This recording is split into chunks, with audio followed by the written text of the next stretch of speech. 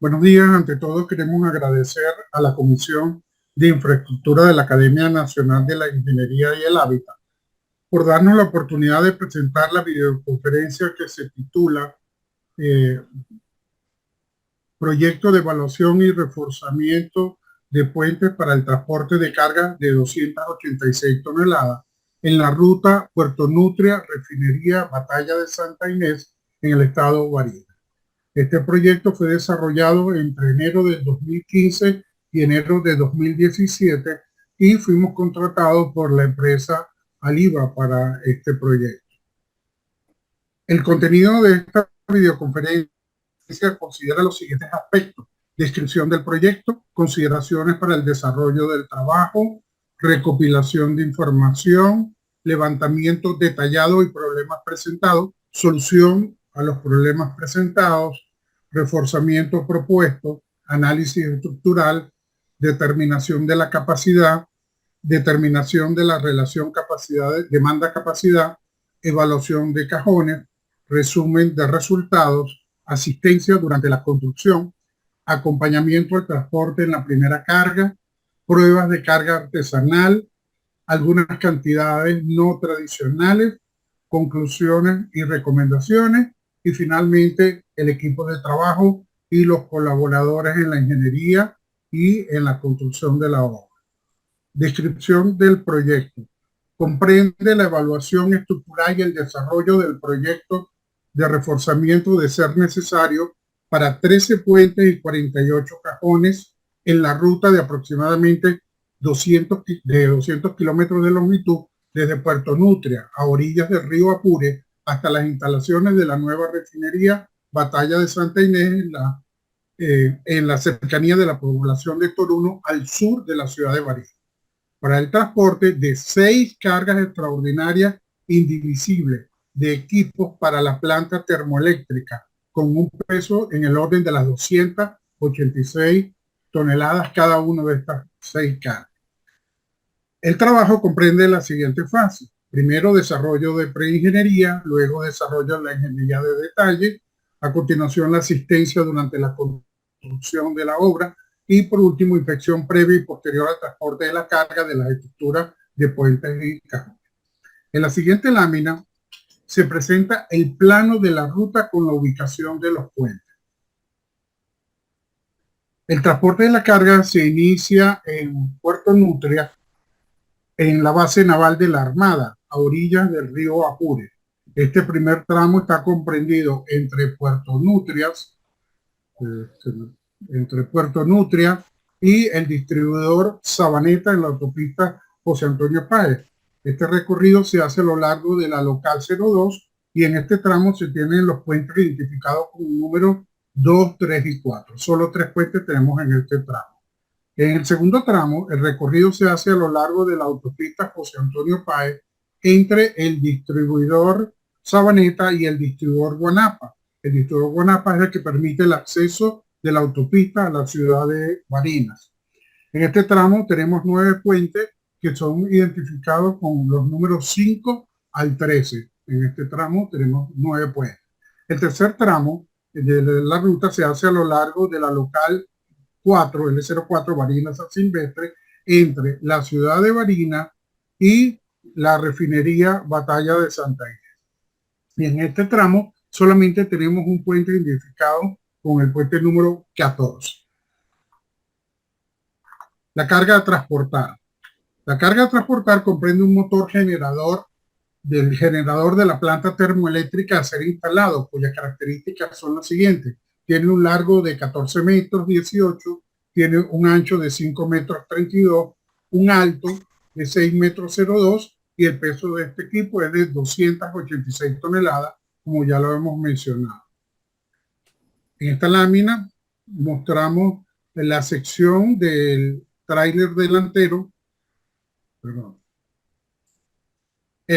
Aquí se tiene una lámina. Equipo de transporte. El equipo de transporte de la empresa Ale Heavy Lift Argentina está constituido por un chuto de 4 ejes y 2 trailers de 10 ejes cada uno. Este es el trailer número 1, el trailer número 2. Cada trailer de estos está constituido por 10 ejes y cada eje de estos tiene 16 cauchos. Por lo tanto, cada tráiler tiene un total de 160 ruedas, lo correcto es decir ruedas. Igual aquí voy a tener también 160 ruedas. Es bueno resaltar la distancia que hay entre un tráiler y otro, anda en el orden de los 17 metros. La carga a transportar de 286 toneladas y los dos trailers suman 356,5 toneladas, lo que sumado a los 286 nos da un peso total de 642 toneladas aproximadamente. ¿Okay?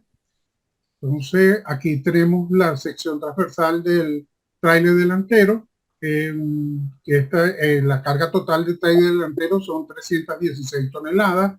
La carga por rueda es de 1,98 toneladas. Y en el tráiler trasero, la carga total es de 326 toneladas y la carga por rueda son de 2,04 toneladas, ligeramente mayor por la diferencia de 10 toneladas entre el tráiler delantero y el tráiler trasero.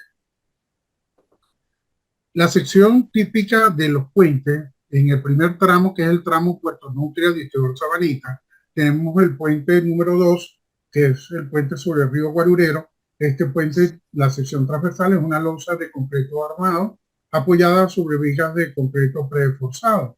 Y también tenemos en ese tramo los puentes número 3 y 4, cuya tipología de tablero es una losa de concreto armado apoyado sobre perfiles metálicos comerciales. En el tramo Distribuidor Sabaneta Barina, en lo que corresponde a la autopista José Antonio Páez, la tipología también es losa de concreto armado apoyado sobre vigas de concreto prefabricado. Y en el último tramo, entre Barina y la refinería, tenemos un único puente que es el puente 14 y también es la de igual tipología, losa de concreto armado apoyado sobre vigas de concreto preforzado. Y aquí se muestra una fotografía donde en el momento en que se está colocando la carga sobre el equipo de transporte, aquí tenemos otra vista, hubo la necesidad de traer una grúa con una capacidad de 1.000 toneladas para hacer este procedimiento. Esto es en la base naval donde se están montando las cargas en el equipo. Consideraciones para el desarrollo del trabajo, comparación de las cargas actuantes sobre los puentes. Para efecto de esta comparación, los cálculos se realizaron para el caso de tramos de puentes de 30 metros de longitud, que resulta ser la longitud predominante en los tramos de los puentes de la autopista. Dada la magnitud de la carga, es conveniente hacer una comparación entre la carga de diseño y de los puentes y la carga extraordinaria a la que serán sometidos. El camión de diseño es el HS20 más el 20%. Este 20% es de acuerdo a la directriz del Ministerio de Transporte y Comunicaciones, que sugiere incrementar la carga viva en un 20%. Este camión tiene una longitud entre eje entre el primero y el último de 8,53 metros. El ancho de la trocha es de 3,05 metros, de acuerdo a lo que establecen las normas. Y la carga total que transmite este camión de diseño al tablero de 30 metros es de 48,20 toneladas. Estas 48 provienen del peso del vehículo más el 20% de incremento que recomienda el Ministerio de Transporte, más el efecto de impacto que para la luz de 30 metros, este efecto es del 23%. Esto nos da una carga total de 48,2 toneladas. Para el caso del tráiler, este tiene una longitud de 15 metros la plataforma y la distancia entre el primero y el décimo eje es de 13,50 metros. La carga a considerar es la de un solo tráiler, porque para la longitud de 30 metros no es factible tener los dos tráilers colocados sobre el tablero, dado que la distancia entre el último eje del tráiler delantero y el primer eje del segundo tráiler es de 17,6 metros. Por tanto, se considera que un solo tráiler es el que puede estar colocado sobre la luz de 30 metros. El tráiler considerado para los efectos de esta comparación fue el tráiler tercero, que tiene una carga ligeramente mayor de 326 toneladas. ¿Ok? El ancho del tráiler es de 6 metros 29, que equivale aproximadamente al doble del ancho de la trucha, que es de 3 metros 05. Debemos entonces comparar las 326 toneladas del tráiler con respecto a dos camiones de 48,2 toneladas colocados transversalmente en el puente darían el peso total de 96,4 toneladas. O sea que yo debería comparar la carga vía extraordinaria, son 326 toneladas, dos camiones colocados transversalmente sobre el tramo de 30 metros para lo que fue considerado para efecto de diseño, da una carga de 48 por 2, que son 96 toneladas. Si yo divido las 326 entre 96, esa proporción me da 3,4 a 1. Esto nos da idea de la magnitud de la carga que estamos manejando. La proporción entre la carga extraordinaria y la carga de diseño es muy alta, que conlleva a un riesgo que amerita tener consideraciones especiales. Veamos cuáles son esas consideraciones que tuvimos que considerar. Primero, establecimos que hay dos tipos de tableros de puentes isostáticos conformados por losa de concreto armado apoyados sobre vigas prefabricadas de concreto preforzado, y puentes con tableros isostáticos conformados por vigas de concreto armado apoyados sobre perfiles metálicos de acero laminado. Se debe recopilar toda la información existente de los puentes. En el caso de la autopista José Antonio Páez, se diseñó y se construyó a finales de la década de los años 80. Estos son de los puentes 5 al puente 13, y el puente número 2 y el puente número 14 son de más reciente construcción. Para este trabajo es necesario obtener los planos de las vigas prefabricadas. En los puentes número 3 y 4, que fueron construidos hace más de 60 años, la geometría de la viga la podemos levantar en campo. ¿Qué otra consideración importante se debe tener para el desarrollo de este proyecto? Bueno, hay que hacer un levantamiento detallado de los puentes, con lo cual se debe cumplir tres objetivos. Uno, validar toda la documentación recopilada. Luego, complementar la documentación recopilada y detención de daños estructurales y cualquier otro daño relevante en las estructuras de los puentes. Luego, también para el desarrollo del proyecto hay que tener un riguroso cumplimiento de las normas para la evaluación de los puentes. Básicamente consideramos dos normas, la norma ASTO del año 96 y la norma ASTO LRFD del año 2012. Hay algo también importantísimo a considerar, que se debe hacer una adecuada selección del modelo estructural para el tablero, más adecuado del tablero para el análisis del paso de las cargas extraordinarias. Se debe tomar muestras tipo codril, tanto en losas como en vigas, para corroborar la resistencia del concreto. Hemos que establecer un sistema de gestión de calidad para el proyecto de ingeniería y de construcción. Fue necesaria tener asistencia de una empresa especializada en construcción de vigas prefabricadas de concreto preforzado. Es necesario también la inspección de las estructuras de puente previo al transporte de la primera carga, y también hacer inspección de la estructura del puente posterior al transporte de la carga. Esto lo último con el objeto de corroborar que no haya ninguna novedad o daño en el puente. Recopilación de la información. Muy bien, ¿de dónde provino la información que nosotros recibimos? Lo primero, recibimos un dossier de puentes elaborado por la empresa Ale Heavy Lift Argentina de enero del 2014. Esta contiene información geométrica de los tableros e información geométrica parcial de la infraestructura de los puentes del número 2 al número 13, o sea, de los dos primeros tramos. Luego también recibimos un documento elaborado por Ale Heavy Lift Ibérica del abril 2012, que contiene información de diferentes rutas para el transporte de cargas pesadas de grandes dimensiones para la refinería Batalla de Santa Inés. También algo importantísimo, recibimos los planos de la configuración del equipo de transporte elaborado por Ale Argentina. Esta configuración tuvo modificaciones a lo largo del desarrollo del proyecto, hasta 4 modificaciones. Luego tenemos el informe de daño de pilas del puente Santo Domingo de la autopista José Antonio Páez, que fue elaborado por la empresa Pilperca en el año 2013. Este informe contiene información de daños estructurales en algunas pilas de ese puente. Luego tenemos información específica recopilada para los siguientes puentes. Para el puente número 2, que es sobre el río Guarurero, tuvimos todos los planos del proyecto y entonces, que tienen fecha septiembre de 97, y hubo unas modificaciones en el año 2001.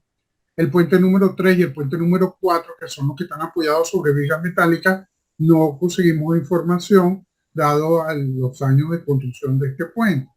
Los puentes 5, 6, 8 y 9, 11 y parcialmente el 13, tuvimos la información de las vigas prefabricadas que fueron construidas por la empresa Prevenca. Esas vigas son, la gran mayoría son vigas de 30 metros. Tenemos 2 puentes con una luz de 21 metros y un puente con una luz de 12 metros. Pero en el caso del puente 7 Masparro, 10 La Yuca, 12 San José y parcialmente el puente Santo Domingo, porque 2 de los tramos de este puente tienen otra tipología de viga de 30 metros. Estas vigas no conseguimos la información. ¿Okay? Solamente sabemos que fue construida por una empresa en el Caribe, pero no logramos información. El puente número 14, que es Jaboncillo, tuvimos los planos de proyecto y los cálculos de las vigas prefabricadas. Y estas vigas fueron construidas por la empresa Silpreca en noviembre del 2012. Para los cajones no tenemos información disponible. Levantamiento detallado y problemas presentados. Resumen de la información levantada. Para todos los puentes se realiza un levantamiento o validación de 1. Espesor del pavimento asfáltico. 2. Geometría de los tableros, incluyendo losas, vigas y separadores cuando existan. 3. Elementos de infraestructura, incluyendo estribos y pilas cuando existan. Fíjate que el título es levantamiento detallado y problemas presentados. Aquí hay un problema que se nos presentó, que no es posible el paso sobre el puente número 1, sobre el río Jobo, tanto por insuficiencia de gálibo como por capacidad del puente. Esto lo identificamos como problema número 1 y ya lo vamos a ver en las próximas láminas. En el puente número 9 del distribuidor Barranca se identifica una viga del tablero con daño estructural en la pista norte, sentido Barina. Esto lo identificamos como un problema número 2. El puente número 13 del río Santo Domingo se detectaron daños estructurales en las pilas. Problema número 3. En el puente número 7, Masparro, 10 La Yuca, 12 San José y parcialmente el 13 Santo Domingo, no se dispone del diseño de las vigas prefabricadas de 30 metros de longitud. Este problema lo identificamos como el problema número 4. Levantamiento, hubo que hacer el levantamiento geométrico de cajones, se levantaron 48 cajones, 10 en el tramo Puerto Nutria, distribuidor Sabaneta, y 38 en el tramo distribuidor Sabaneta, refinería Batalla de Santiago. Aquí tenemos la identificación de los problemas. Este es el puente número 1 sobre el río Jobo, y hay imposibilidad del paso sobre el puente. Por un lado, tenemos un gálibo disponible de 4 metros 30, y recuerden que solamente la caja, la carga, tiene una altura de 6 metros algo. Y esto es una cercha metálica y sin duda, desde el punto de vista estructural, esta cercha tampoco tendría capacidad para soportar una carga de la magnitud que estamos hablando. Y datos curiosos, hay un aviso en el puente que indica capacidad 20 toneladas. El problema número 2 es el puente del distribuidor Barranca. Este puente tiene un daño aquí por un impacto. Aquí se observan los daños en la viga. El problema número 3 es los daños que presentan una pila del puente sobre el río Santo Domingo. En la pila P1, que ahí el dintel presenta unas grietas en la parte inferior del dintel. Aquí se observa muy poco, pero por aquí van unas grieticas en la parte inferior de la viga. En la pila número 2 tenemos dos tipos de problemas. Tanto en la pista norte como en la pista sur tenemos exactamente la misma tipología de grieta en el sentido longitudinal en la parte inferior de la viga. Y tenemos algo que era un poco más preocupante, que era este agrietamiento en una de las columnas de la pista norte. ¿Cuáles fueron la solución que le dimos a estos problemas que hemos planteado? Bueno, el problema número 1 era que no es posible el paso de la carga sobre el puente número 1 del río Jobo, a quitar la cercha. Entonces se plantearon dos opciones: o construir un nuevo puente o la construcción de un desvío. El cliente decide construir el desvío, el cual será removido una vez transportada la carga. En esta fotografía se evidencia ya el terraplén construido para poder pasar la carga al otro lado. El puente número 9 distribuyó Barranca, y mostramos una viga que estaba impactada. Era esta viga que está aquí. Entonces la decisión que se tomó era pasar la carga no por la pista norte, que es la que va en sentido Barinas, sino por la pista sur, irse en contravía, de manera de que esta viga no recibiera absolutamente ninguna carga. Y eso, desde el punto de vista operativo, no era ningún problema. El problema número 3 era los daños que presentan las pilas, dos pilas del puente de Santo Domingo. La pila número 1. ¿Cómo va lo de la camioneta? En la pila número 1. Ok. Tranquilo, panita. Por ahí un micrófono abierto. Bueno, cualquier cosa me avisa, pues. Ok. La pila P1 en la pista sur, lo que hicimos fue que apuntalamos el dintel. Dadas las grietas esas que vimos en el dintel en la parte inferior, la decisión fue apuntalar ese dintel. ¿Ok? Y en cuanto a la pila P2, como mostramos, hay grietas en ambos dinteles, se apuntalaron a ambas pilas y se hizo unos cinchos para confinar la columna que tenía las grietas. Aquí vemos, esta es la pista sur, aquí están los apuntalamientos que se hicieron, y aquí está el apuntalamiento para la pila de la pista norte y el confinamiento con unos cinchos de esta columna. Esta columna recibe relativamente poca carga porque dado las grietas que tiene esta columna, se decidió pasar la carga por la pista sur en contravía también. El problema número 4 que planteamos es que no disponemos de los diseños de las vigas de varios de los puentes, que ya lo hemos mencionado: el 7, el 10, el 12 y parcialmente el 13. No se dispone del diseño de las vigas prefabricadas de concreto preforzado de 30 metros de longitud. Bueno, entonces aquí tuvimos que recurrir a un método tradicional que hemos empleado en otros proyectos cuando no disponemos de la información del diseño de los elementos. Se realiza el diseño de la viga bajo condiciones establecidas en el proyecto. En este sentido, el Ministerio, antiguo MTC, dio los lineamientos para el diseño de los puentes de la autopista José Antonio Páez. De hecho, hubo una normalización de los tableros del puente, donde se usaban luces de 30 metros o de 21 metros, en la gran mayoría de los puentes, en casi todos los puentes. Esta normalización fue contratada por el Ministerio a un grupo de ingenieros.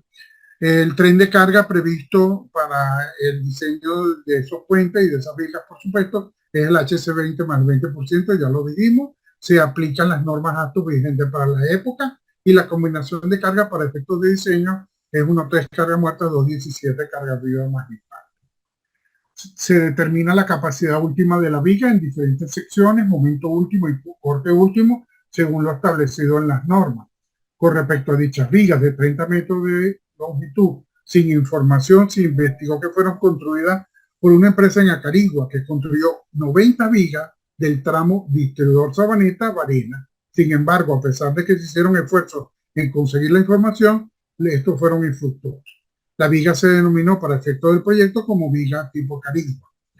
Con base en la información conocida de las vigas de prevenca de 30 metros de longitud, se asume, y posteriormente fue verificado, que las vigas son del tipo prepostensadas, es decir, conformadas con guayas rectas pretensadas adheridas al concreto y cable, grupos de guayas de directriz curva post-tensado en plantas después del saque.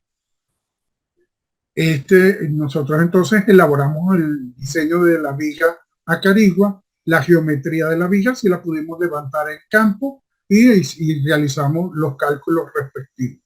Y aquí aparece el plano que se elaboró. Queda un aspecto importante a resolver y es que tenemos que detectar en campo la ubicación de los ductos de postensado en los extremos de las vigas de longitud de 30 metros con el objeto de no interferir con los elementos propuestos como rigizadores transversales o separadores que serán postensados, por lo que se requiere realizar unas perforaciones de 10 centímetros de diámetro en el alma de las vigas. Esto va a ser explicado a detalle más adelante.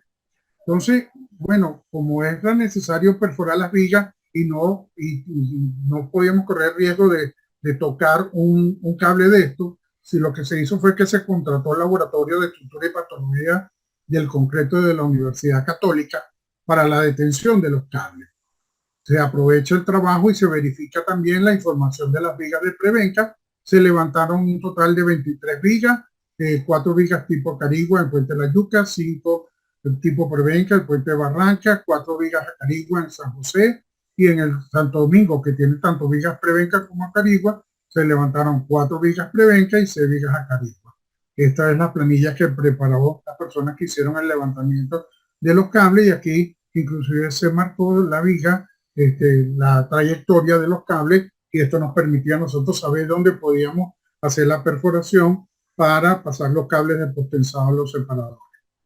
Reforzamiento propuesto. Particularmente en el proyecto de los puentes de la autopista José Antonio Páez, no se contempló la construcción de vigas transversales o separadores. Esto es poco usual en el diseño de los puentes en Venezuela.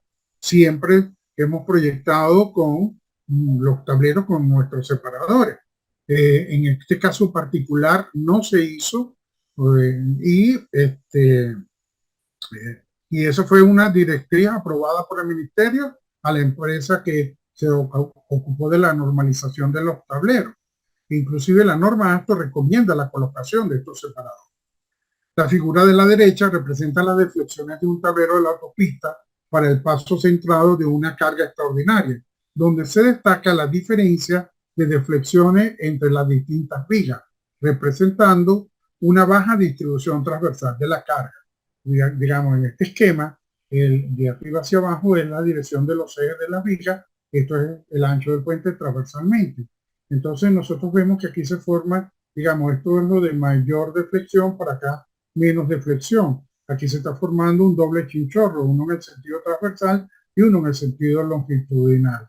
Viendo esto ya te da indicio de que no hay una buena distribución transversal de la carga, y entre otras razones por la ausencia del separador. Lo único que me permite a mí unir una viga con la otra es una losa que tiene entre 18 y 20 centímetros de espesor, y eso, digamos, no es suficiente para tener una buena distribución transversal de la carga. El reforzamiento planteado para los puentes de vigas prefabricadas de concreto preforzado, que son 11 de los 13 puentes, consiste en construir separadores transversales de concreto postensado, ubicados de forma tal que permitan lograr una mejor distribución de la carga del equipo de transporte sobre las vigas longitudinales. Para los puentes de las vigas de acero se refuerzan las vigas existentes y se proponen vigas transversales de acero como rigidizador. Aquí. No quiero.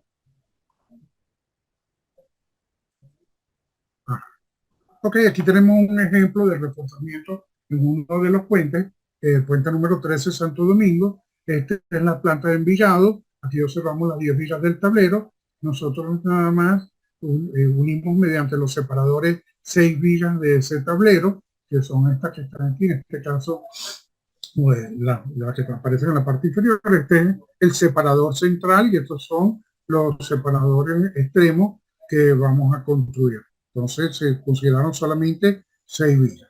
Aquí en este alzado de las vigas se muestra la ubicación exacta donde deben hacerse las perforaciones en la viga para el paso de los cables de postensado. Aquí aparece un detalle del refuerzo de los separadores, aparece también los cables de postensado, y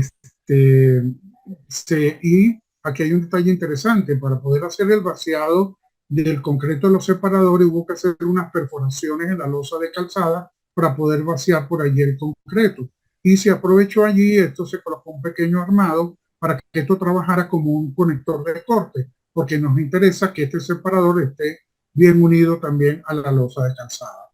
Aquí se muestra la sección transversal del separador. En este caso, ese separador requirió un espesor de 40 centímetros y hubo que colocar dos cables de postensado. En este caso fueron 8 FIDE 06 con una tensión inicial de 148 toneladas cada uno.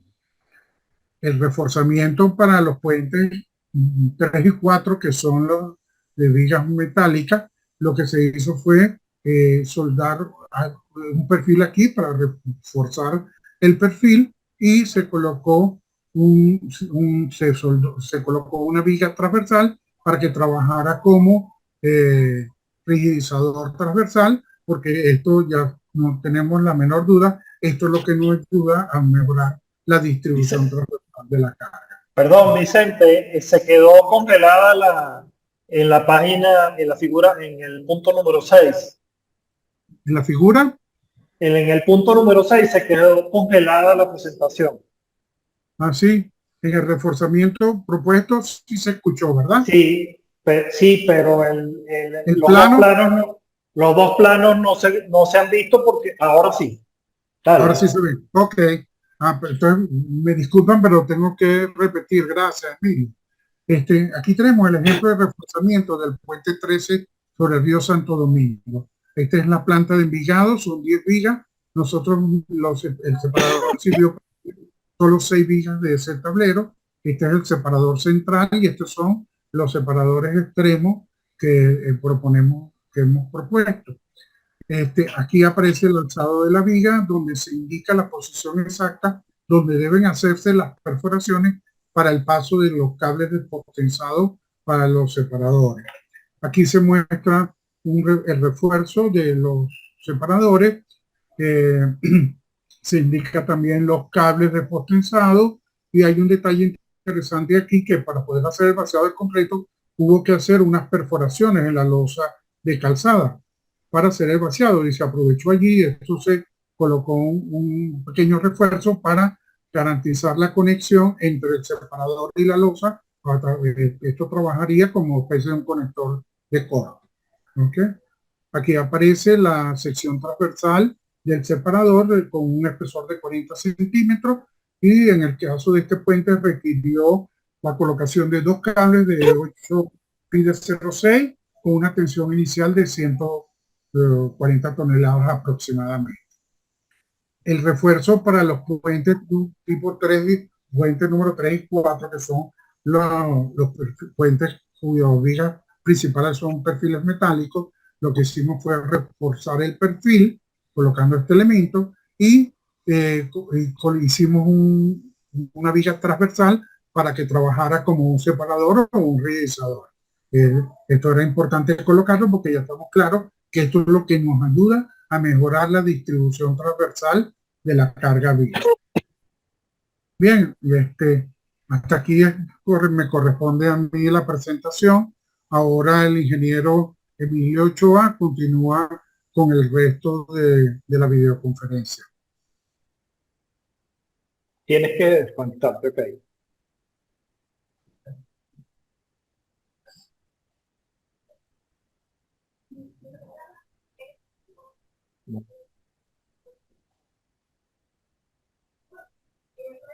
Buenos días. Bueno, continuando con la presentación, vamos al punto número 7, que sería el análisis estructural.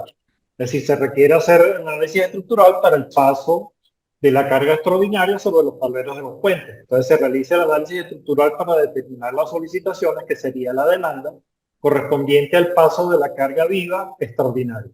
Los tableros se analizan como modelo reticular espacial y miembros unidimensionales, las vigas y los separadores, considerando el tablero en el plano horizontal y las solicitaciones de la carga extraordinaria como cargas normales al puerto. Para definir el modelo se evaluaron 9 posibilidades con 3 tipos de variables, considerando 10 vigas a ser construidos separadores transversales, o bien considerando 5 vigas, o bien considerando 6 vigas. Eso en términos de la cantidad de vigas a tomar en cuenta en el reforzamiento. El número de separadores se evaluó tener 2 separadores cercanos a los apoyos y un separador central.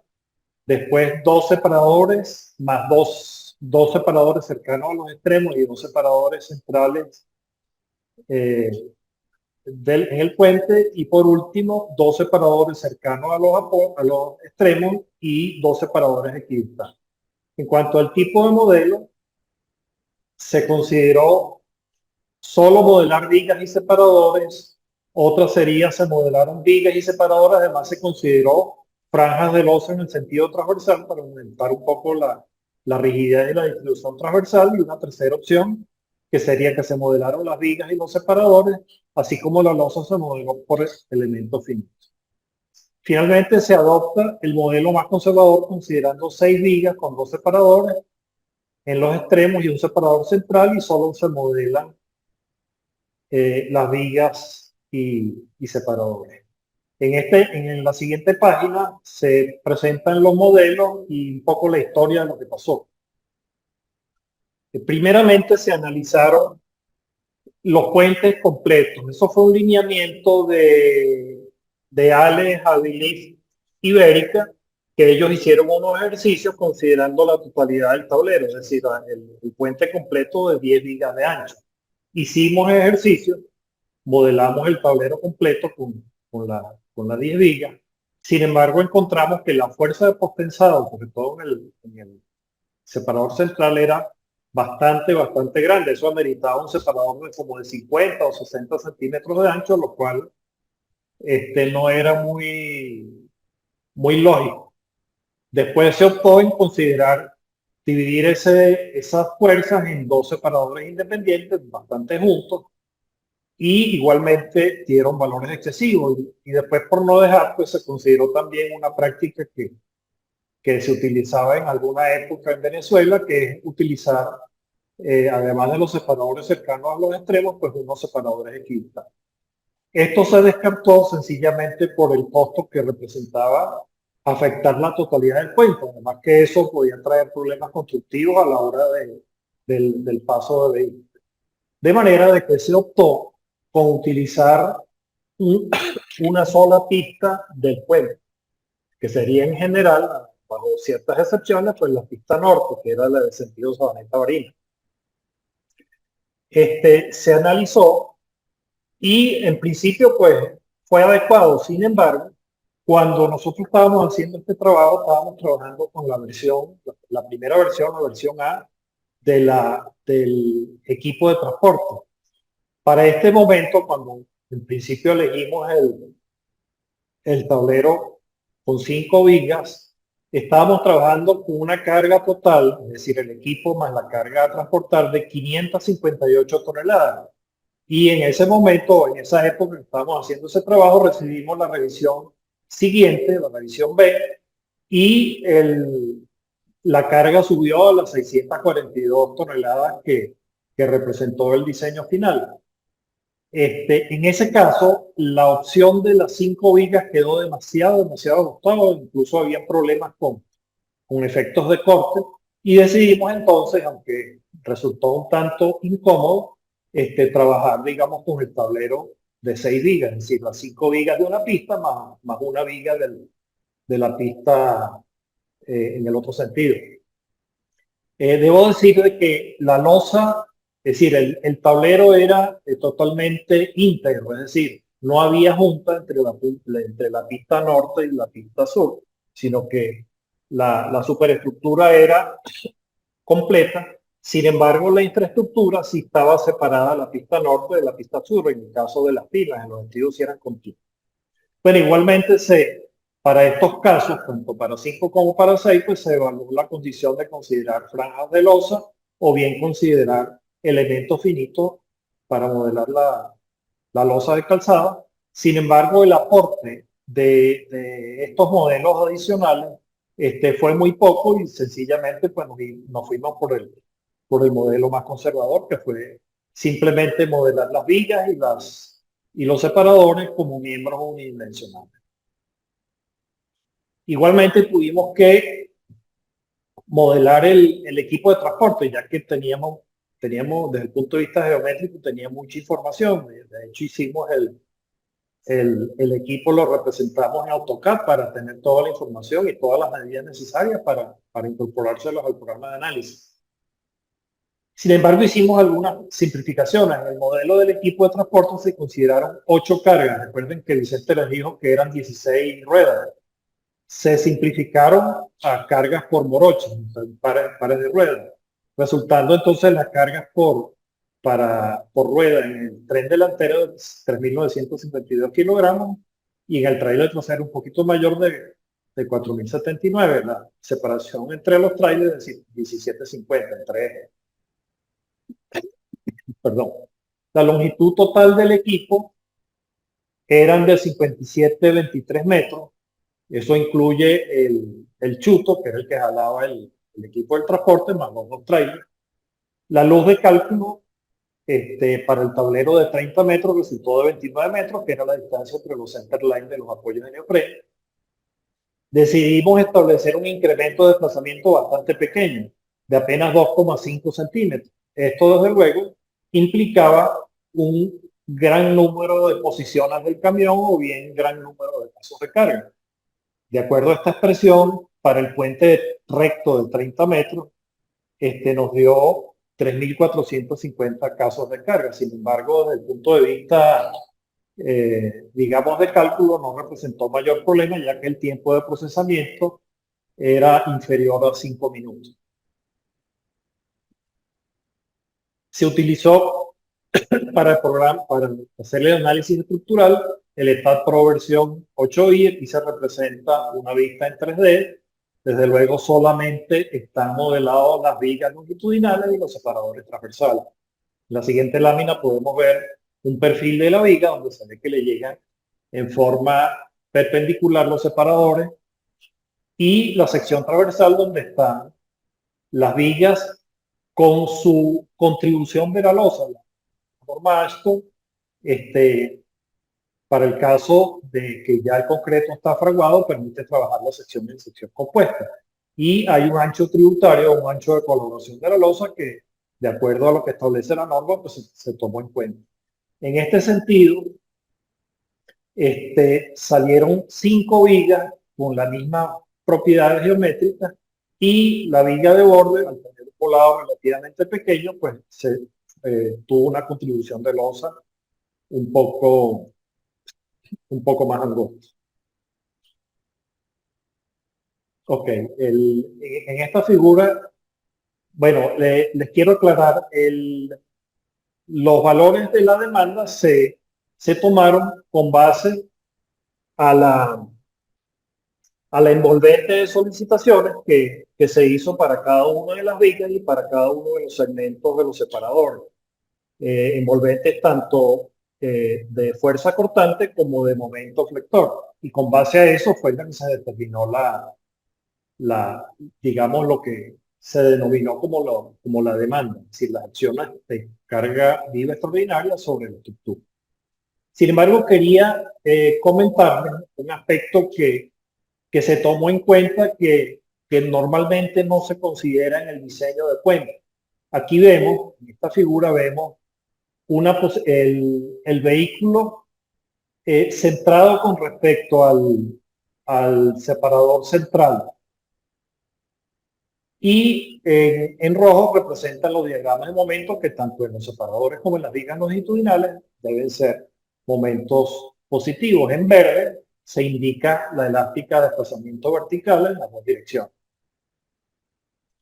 Quiero aclarar de que el momento máximo no corresponde a esta posición, ya que por el tráiler la envolvente, aunque los valores máximos que dan en esta posición son bastante parecidos a los máximos, la envolvente no necesariamente corresponde al vehículo centrado, sino unos metros antes o unos metros después. Después tomamos en cuenta como caso de carga el potensado de los separadores transversales, es decir, como un momento externo correspondiente al potensado de los separadores.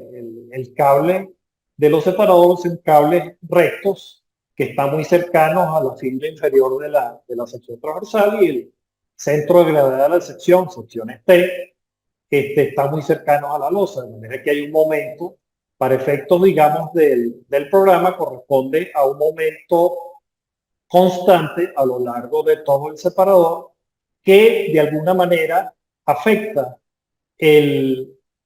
las solicitaciones sobre las vigas. En este caso, si observamos la elástica del separador es una elástica que está contraflechada, lo contrario a lo que tradicionalmente se ve.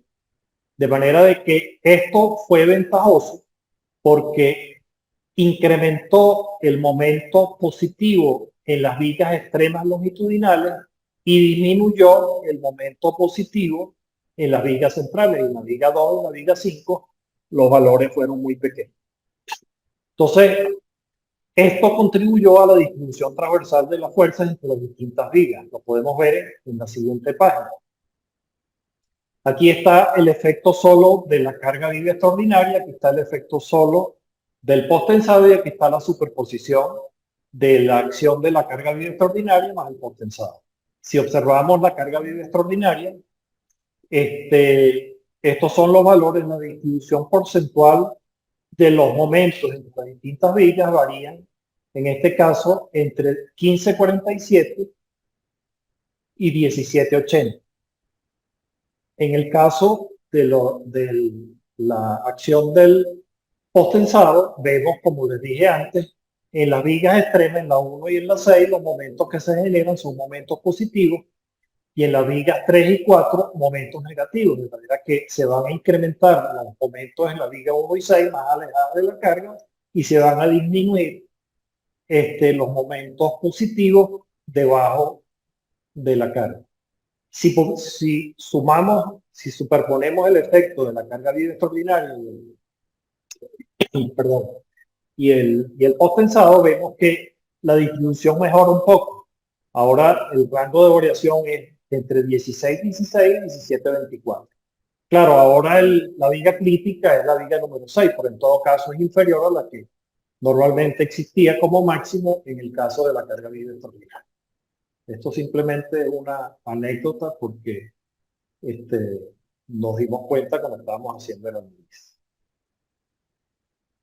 Ok, entonces ya hemos calculado la demanda, ahora hay que ver cuánto resiste la viga. Entonces es necesario calcular la capacidad resistente de los elementos estructurales, en este caso pues las vigas y los separadores. Existen dos maneras de calcularlo. La primera, que fue la que se utilizó para la viga Carigua, realizar el diseño considerando las condiciones que regían para la época de construcción del puente. Ese sería el primer método. El segundo método, a partir de la información obtenida de planos y cálculos estructurales del proyecto original. Es decir, se tomó exactamente la información de los planos con los cuales el puente fue construido, el tablero del puente fue construido, de manera que es mucho más precisa, mucho más seguro. Por supuesto, para los elementos del tablero, vigas y separadoras se utilizaron ambos métodos. Es decir, para los donde no se tenía información, que fue para el caso de la viga Caribe, se utilizó el método A y para los demás, pues el método B.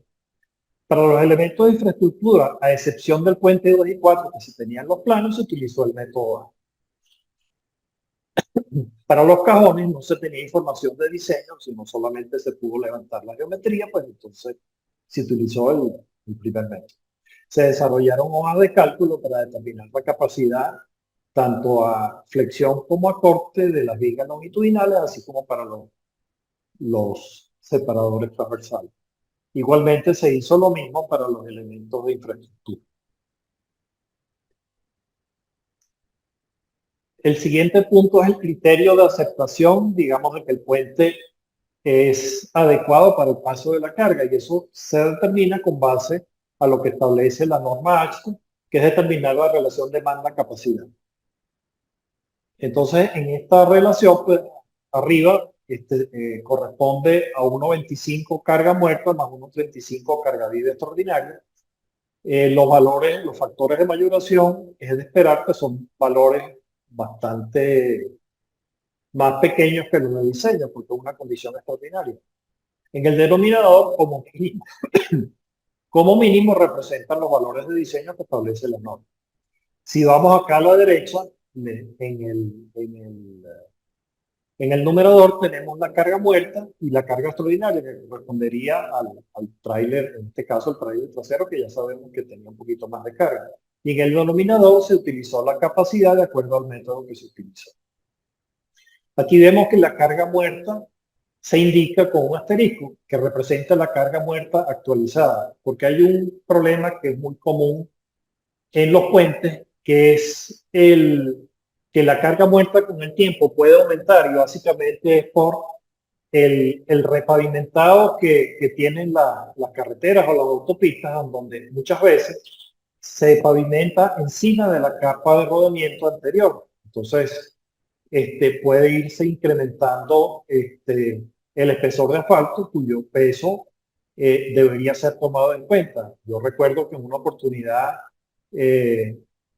levantando puentes en la autopista regional del centro, se consiguieron puentes con espesores de capa de asfalto en el orden de los 25 centímetros, que sin duda representa pues una carga importante sobre el tuk-tuk. Se desarrollaron hojas de cálculo para determinar la relación demanda-capacidad, pues tanto en vigas como en separadores, tanto para fuerza cortante como para momento flector.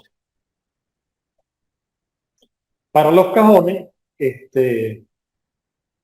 teníamos 48 cajones en total los cajones para ser evaluados. 48 en total se agruparon en 9 tipologías. Tipología 1 a tipo 4 en el tramo Puerto Nutria Sabaneta. No se le incluyó el 20% establecido por el ministerio porque son de vieja data. Y de tipo 1 y tipo 5, donde sí se consideró el 20%, que sería básicamente entre los cajones de la autopista y el resto que quedaba de la local 4. Es decir, entre Sabaneta y la refinería RDCI.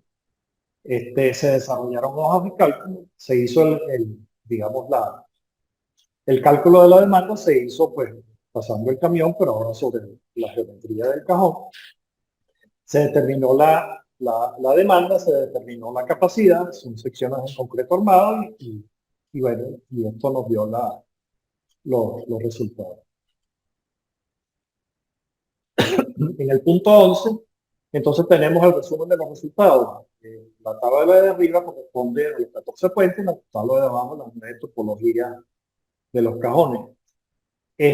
Para sorpresa nuestra, el puente número 2, Río Guarurero, con una relación demanda-capacidad que la consideramos aceptable, no requirió refuerzo. Fue un puente de reciente construcción que fue en el 2005 y bueno, fue un poco sobrediseñado, lo cual favoreció porque no hubo necesidad de reforzamiento. Para el resto de los puentes, los valores de los resultados de la relación demanda-capacidad estaban entre 0,7 y 0,8 para la flexión, un poco más entre, bueno, 0,4 y 0,9 y casi 1 para el corte, y en los separadores los factores para la flexión fueron similares a los de los tableados, a lo de las vigas, y corte pues en general fue un poco menor.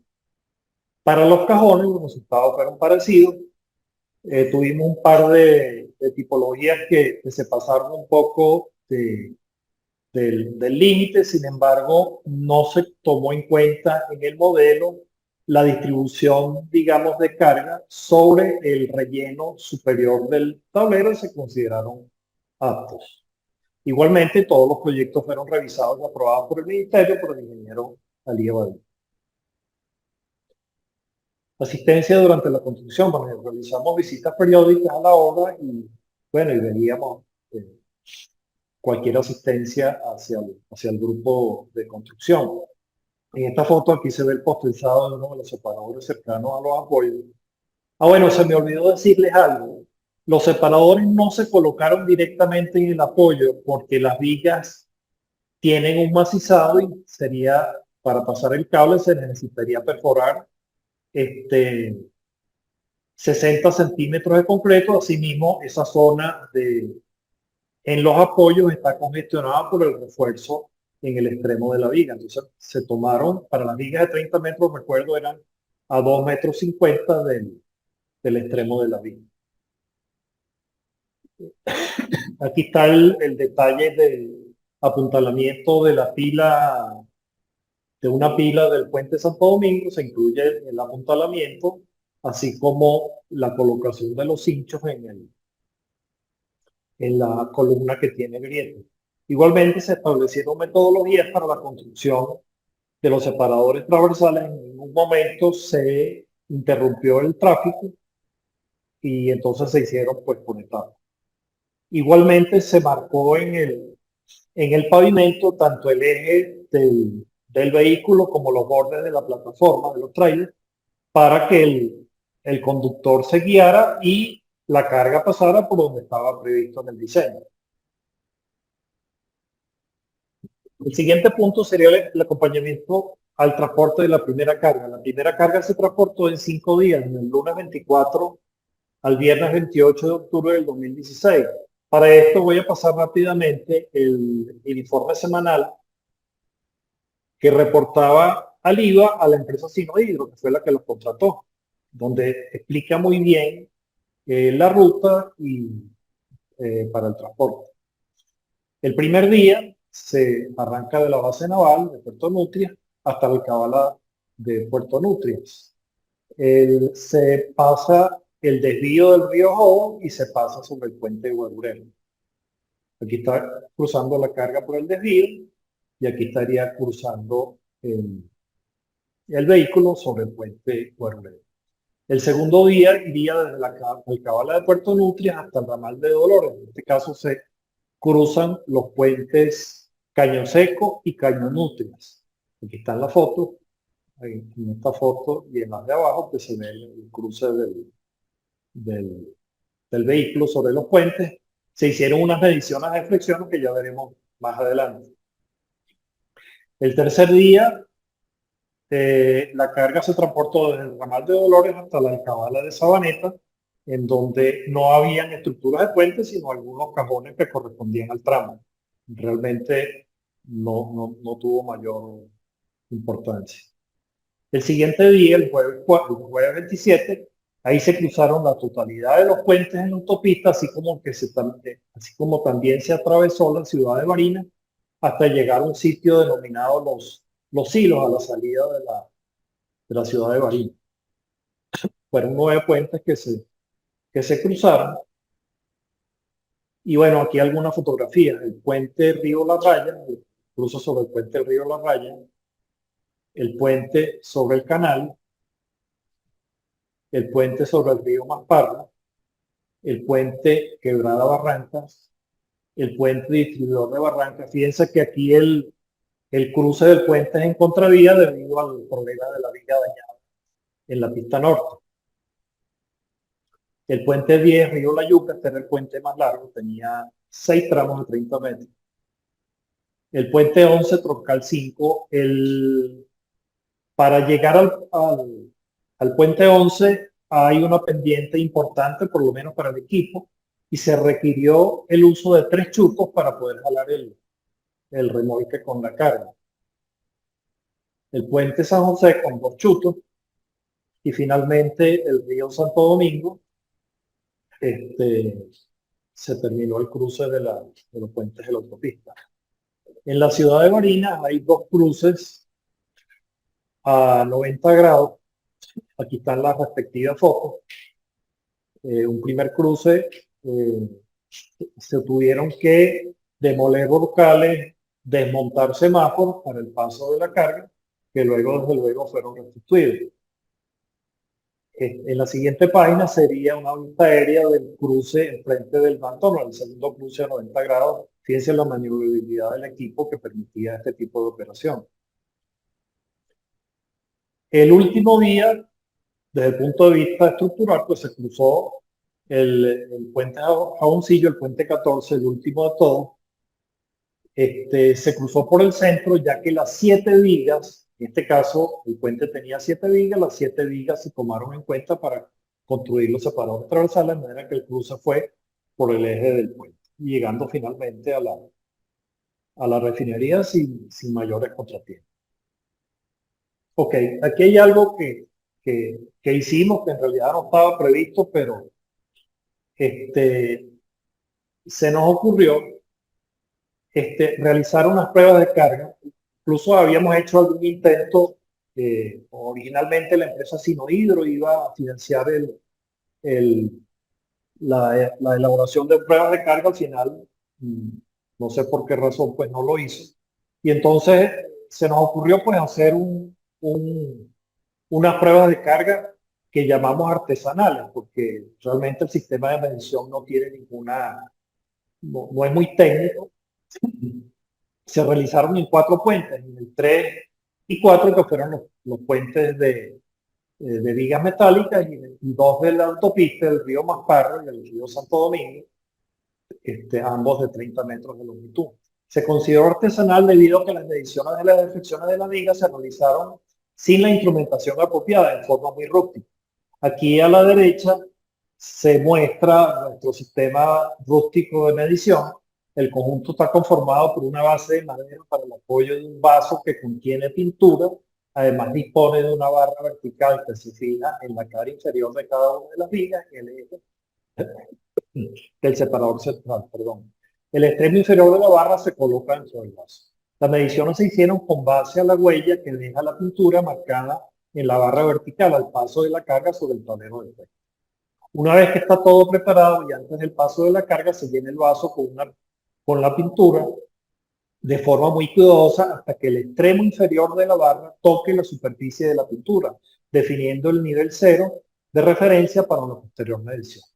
Al pasar la carga, se desmonta la base, se retira el vaso, cuidando de no alterar la marca de pintura, y se procede a la medición de la deflexión máxima en cada día. Quisimos documentarnos con los protocolos de pruebas de carga y conseguimos del Ministerio de Fomento de España 2 publicaciones que nos ayudaron a entender, digamos, qué es lo que teníamos que hacer. Las instrucciones sobre inspección técnica de puentes de ferrocarril, donde tiene un capítulo 4 de prueba de carga bastante completo, así como otra publicación, recomendaciones para la realización de pruebas de carga de recepción de puentes de carretera, también del Ministerio de Fomento. Ambas publicaciones son coincidentes tanto en el protocolo de carga como en los criterios de aceptación de válida para la prueba de carga. Esto representa, digamos, un resumen de la documentación de referencia y, digamos, los comentarios aplicables a las características de nuestra carga transportada. Las recomendaciones establecen que el nivel de carga alcanzado durante la prueba debe ser representativo de las acciones de servicio. De acuerdo a esto, se aconseja que las solicitaciones a que dé lugar al tren de carga real estén en torno al 60% de los valores teóricos del diseño. En ningún caso las solicitaciones producidas por el tren de carga real serán superiores al 70% de dichos valores teóricos. En nuestro caso, por tratarse del rediseño para el paso de los puentes, la carga extraordinaria pues, llegó al 100%, no teníamos otro. En general, se debe medir al menos la flecha en todos los centros de los vanos y el descenso en las líneas de apoyo. Podrá prescindirse de la medida de estos últimos si se considera que su valor no va a ser significativo en relación con la flecha. En nuestro caso, se midieron reflexiones en cada viga en la intersección con los ejes de los separadores centrales. El descenso de las líneas de apoyo se consideraron despreciables. El sistema de medición, recuerden que les dije, permite una sola medición. Escalones de carga.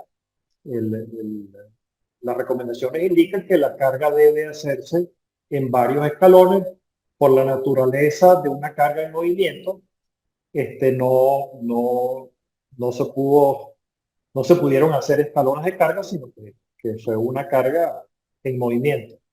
Igualmente, el criterio de estabilización, que hay que aplicar la carga, esperar un tiempo y hacer una siguiente medida hasta que se estabilice la carga, eso desde luego tampoco se pudo hacer. En cuanto a criterios de aceptación, establecen las recomendaciones que los valores remanentes de las deflexiones expresadas en porcentaje, una vez descargada la estructura, cumplirían lo siguiente: menor del 15% en puentes de concreto preforzado y menor del 10% en puentes de acero. Teníamos dos tipos. En nuestro caso no se determinaron deflexiones remanentes. En todo caso, estamos trabajando dentro del rango elástico y esas deflexiones remanentes a la larga pues se iban a recuperar casi un 100%. En nuestro caso, desde luego, entonces no se determinaron deflexiones remanentes. Nos limitamos a la determinación de las deflexiones máximas por el sistema artesanal de medición. Se verificará que el porcentaje entre las deflexiones máximas obtenidas y las previstas en el proyecto de prueba serán mayores al 60% y menores al 110%, tanto en puentes de concreto preforzado como los de acero. Si se cumplen los requisitos anteriores, se considera que los resultados de la prueba son satisfactorios y por tanto válidos. En caso contrario, se determinarán las causas en el informe de la prueba, analizando si se justifica el resultado de cara a la validez o no de la prueba. Veamos los resultados. En el puente número 3, el primero de los metálicos,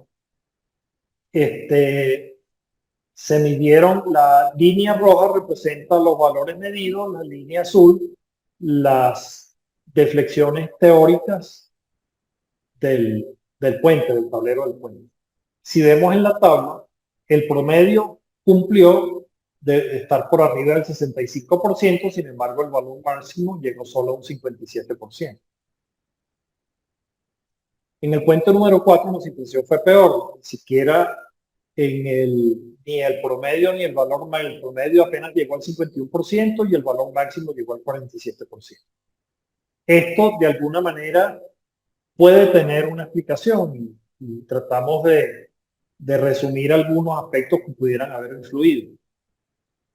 Justificación de deflexiones en los puentes 3 y 4. Las deflexiones medidas en los puentes Caño Seco y Caño Nutria resultaron bastante por debajo del cálculo teórico, lo cual tiene su explicación debido a los siguientes factores.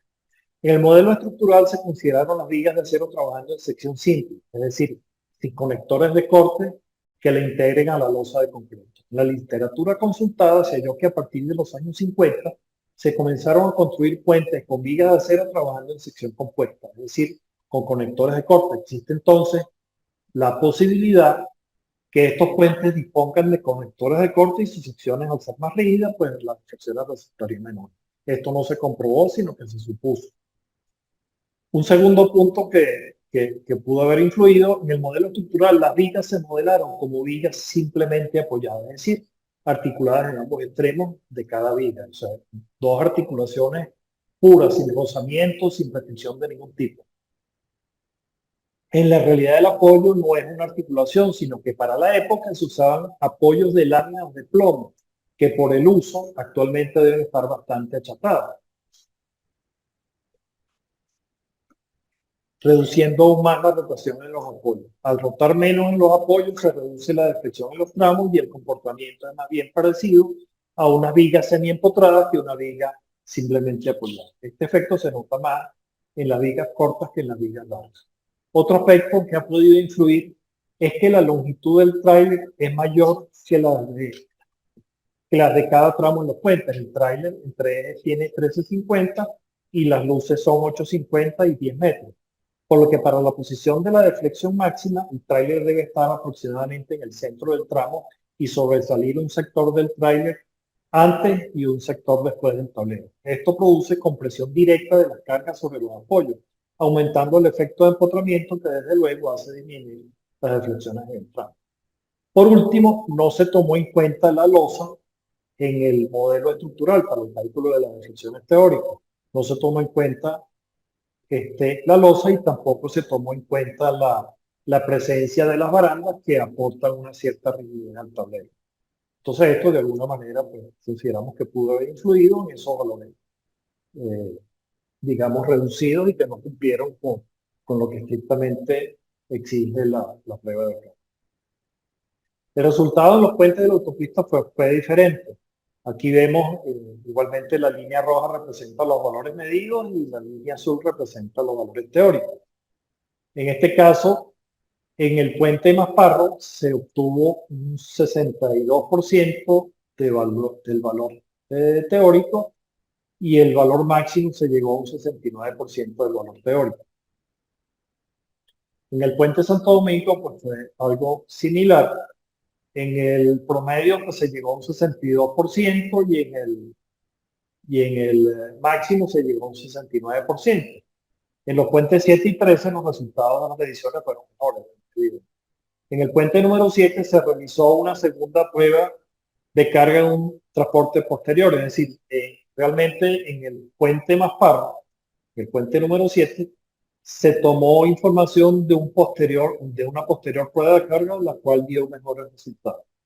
A pesar de que el sistema de medición no fue el más adecuado, se considera que los 4 puentes, las pruebas de carga dieron resultados esperados. Es decir, no pretendimos que estos se consideraran como pruebas de carga válidas. Sin embargo, el hecho de tener que las deflexiones medidas y comparadas con las deflexiones teóricas genera un cierto paralelismo, lo cual de alguna manera nos tranquiliza de que escogimos realmente un modelo adecuado.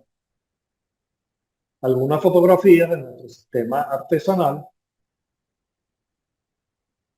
La anterior fue el puente 3 y 4. Aquí corresponde al puente Masparro. Aquí tengo un video de la barra entrando y regresando del vaso de pintura, pero no lo voy a pasar por razones de tiempo. Ya estamos terminando. Algunas cantidades no tradicionales. El número total de casos de carga de los 13 puentes, que resultaron 12 tableros típicos. Es decir, no es que se midieron todos los tramos de todos los puentes, sino para 13 tableros típicos, el número total de casos de carga fue de 46.048 casos. Se utilizaron 9.700 metros de guaya de pretensado de diámetro 0,6 pulgadas. Se tensaron 85 cables con un tensado inicial total de los 85 cables de 11.729 toneladas. Se construyeron 62 separadores que representan 311 segmentos entre vigas. Se realizaron 500 perforaciones en el alma de las vigas y se realizaron 1.200 perforaciones verticales en la losa para el vaciado de concreto y el conector de corte. Se utilizaron 8.000 kilogramos de electrodos de soldadura para el reforzamiento de los puentes 3 y 4. Y se utilizaron 1.500 metros cúbicos de andamiaje colgante en los tableros para la construcción. De las conclusiones, bueno, se ha desarrollado un proyecto de ingeniería y construcción que permitió transportar las 6 cargas indivisibles de forma segura, cumpliendo con las normas de diseño con las buenas prácticas de ingeniería. Un aspecto que contribuyó a la calidad del proyecto ha sido el haber recopilado casi la totalidad de la información necesaria para el análisis del diseño. La actitud de la empresa LIVA, tanto en ingeniería como en construcción, el no escatimar recursos en pro de la calidad del proyecto, así como la conciencia de trabajo en equipo de todo su personal, fueron factores decisivos en los resultados.